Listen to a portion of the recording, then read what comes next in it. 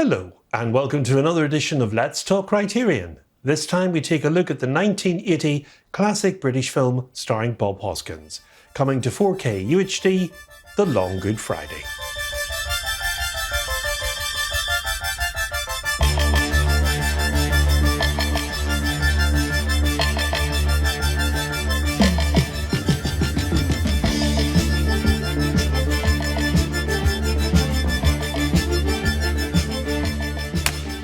British gangster films are well respected the world over. Get Carter, directed by Mike Hodges, is the most famous, but coming very close second is John MacKenzie's The Long Good Friday. John MacKenzie was born in Scotland in 1928.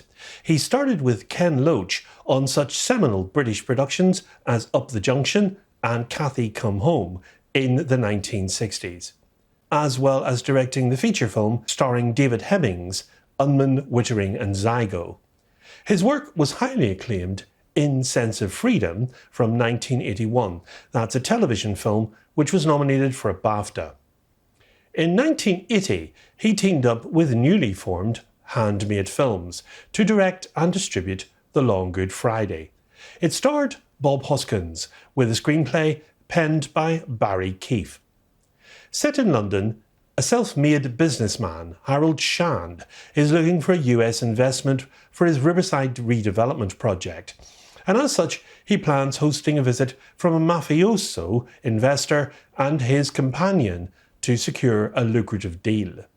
Now, unbeknownst to him, one of his friends and current employees has made a bad decision which has left the firm in a vulnerable situation, and a revenge campaign is unleashed on Harold and his compatriots. This film is full of surprises, and it received positive reviews from critics, and Bob Hoskins was nominated for a BAFTA for the leading role. Now, it has an impressive cast, including Helen Mirren as the female interest, playing Victoria.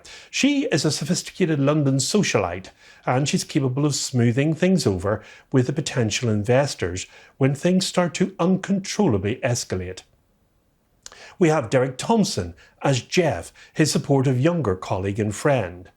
Brian Marshall as a corrupt local councillor, George Harris, who has been dealing with the wrong sort of people while Harold has been away.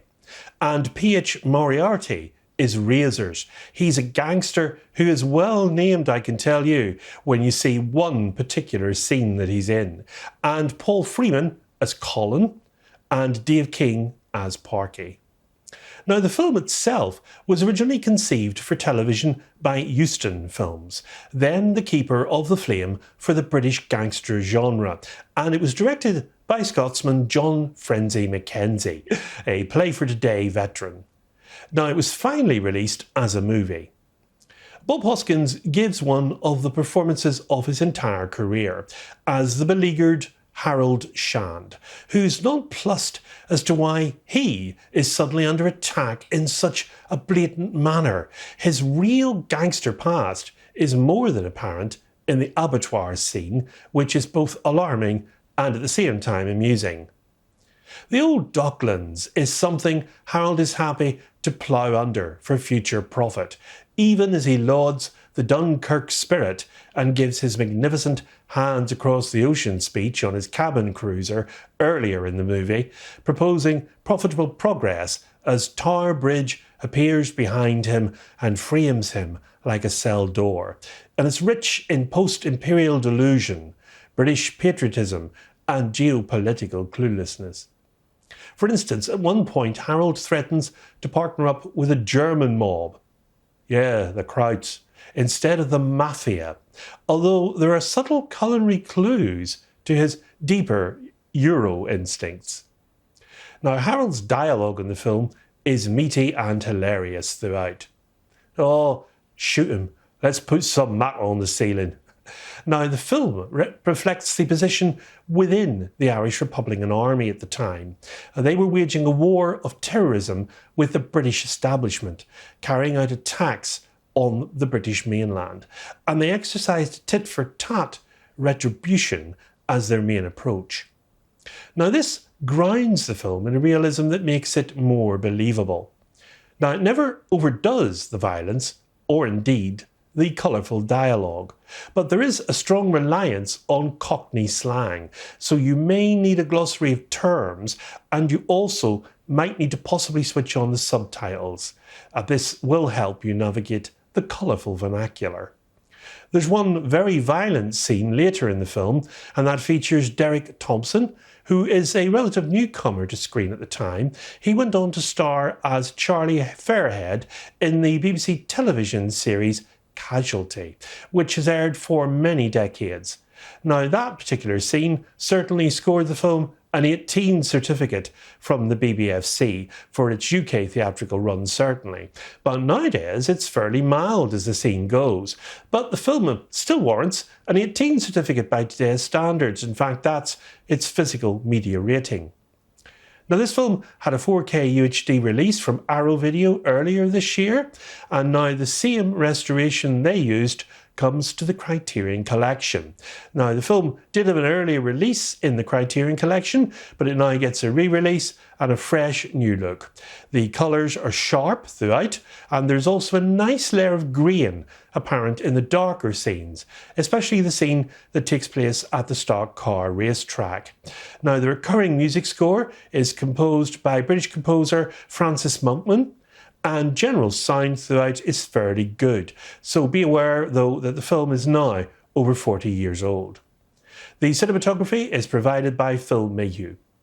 The Long Good Friday is titled as it takes place at the start of the Easter weekend. And interestingly enough, the Good Friday Agreement was the name of the final peace treaty signed by the British government to eventually cease all hostile paramilitary activity in Northern Ireland.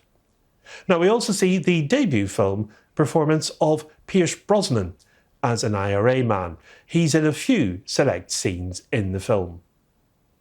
The film itself has a 4K UHD disc and, of course, a Blu-ray with the following features. There's a 4K digital restoration, and that's been approved by the director of photography, Phil Mayhew, with uncompressed mono soundtrack.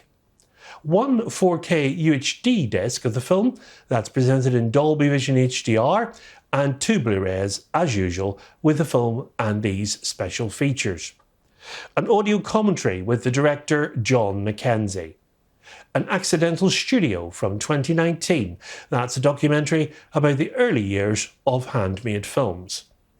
An introduction by Criterion Collection curatorial director Ashley Clark. Documentary about the making of the film featuring interviews with MacKenzie and actors Bob Hoskins and Helen Mirren. Interviews with Mayhew and the screenwriter of the film, Barry Keefe. A programme comparing the soundtracks made for the UK and US releases. There's trailers and an essay by film critic Ryan Gilby. The cover art is by Eric Skillman. The Long Good Friday is not only a gripping gangster thriller, but it's a vivid portrait of late 1970s Britain, a powder keg of cultural and political tensions on the verge of explosion. The film's a running time of 114 minutes, and it comes in a 1:8:5:1 aspect ratio, that's widescreen, and in a 4K UHD Blu-ray combo, and it releases on Tuesday, the 17th of September, with existing spine number 26. In the next edition of Let's Talk Criterion, we look at Greg Araki's Teen Apocalypse trilogy. So, until then, from me, it's goodbye, and above all, good Criterion viewing.